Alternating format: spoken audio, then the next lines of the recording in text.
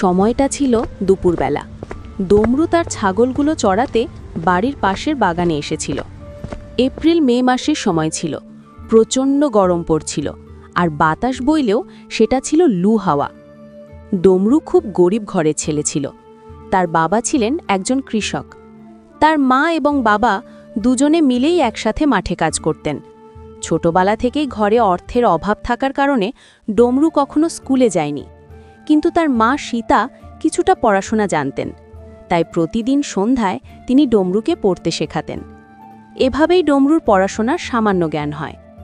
তার বাবার নাম রামু। রামু খুব সহজ সরল এবং পরিশ্রমী মানুষ ছিলেন। তিনি কখনো কারোর সাথে অন্যায় করতেন না এবং অন্যায় হতে দেখলে সহ্যও করতে পারতেন না।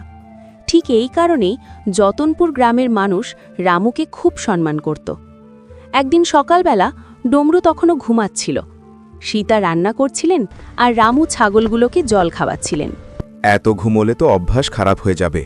চলো চলো, এখন একদম সময় নষ্ট না করে তাড়াতাড়ি হাত মুখ ধুয়ে জলখাবার খেয়ে নাও, আর তোমার চম্পা আর মিট্টিকে চড়াতে নিয়ে যাও। ওই দুজনেই সকাল থেকে খুব ক্ষুধার্ত হবে। মিট্টি আর চম্পা দুজনেই সকাল থেকে খুব ক্ষুধার্ত হবে।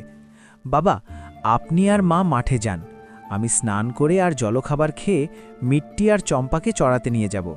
আর হ্যাঁ, আপনি একদম চিন্তা করবেন না, আমি আমার সাথে খাবারের টিফিন ক্যারিয়ারও নিয়ে যাব। এই তো কথা। আচ্ছা ঠিক আছে, এবার তুমি ওঠো, আমি আর তোমার মা মাঠে কাজ করতে যাচ্ছি। ঠিক আছে বাবা। তারপরে রামু এবং সীতা দুজনেই খেতে কাজ করার জন্য বাড়ি থেকে বেরিয়ে পড়ে এবং ডমরুও তৈরি হয়ে তার ছাগলগুলো চড়াতে বেরিয়ে যায়।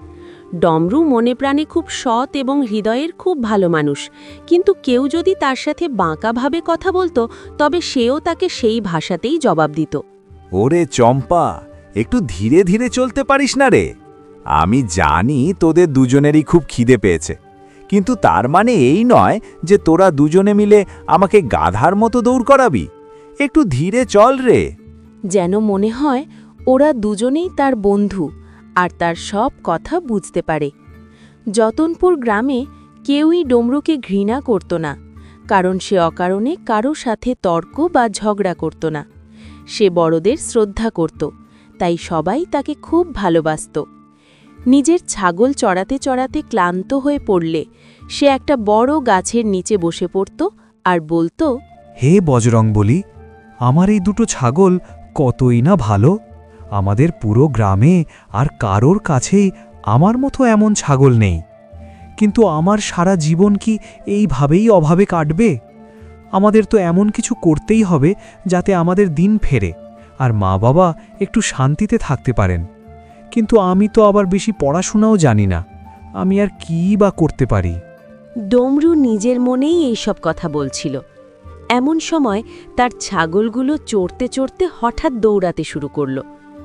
এইসব দেখে ডমরু বলল, আরে আরে, তোমরা কি পাগল হয়ে গেলে নাকি? এত চমৎকার ঘাস রয়েছে, চুপচাপ খাওয়া উচিত। তা না করে তোমাদের দুজনকে খুব ফুর্তি পেয়েছে দেখছি। দেখো, যদি বেশি ছটপট করো বা এদিক ওদিক করো তাহলে কিন্তু সাজা দেব। এমনিতেই দুপুর হয়ে যাচ্ছে। চলো, আচ্ছা ভাই, খাবার খাই। মা বাবারাও খাবার খাইছে বুঝি, আমিও খাই। সে প্রথমে ভগবানজিকে ভোগ নিবেদন করে এবং তারপর নিজে খেতে শুরু করে। বিকেল 3:30 বা 4টে নাগাদ সে যখন তার ছাগলগুলোকে নিয়ে ফিরছিল, তখনই গ্রামের বাবলু চাচার সাথে তার দেখা হয় এবং তিনি বলেন,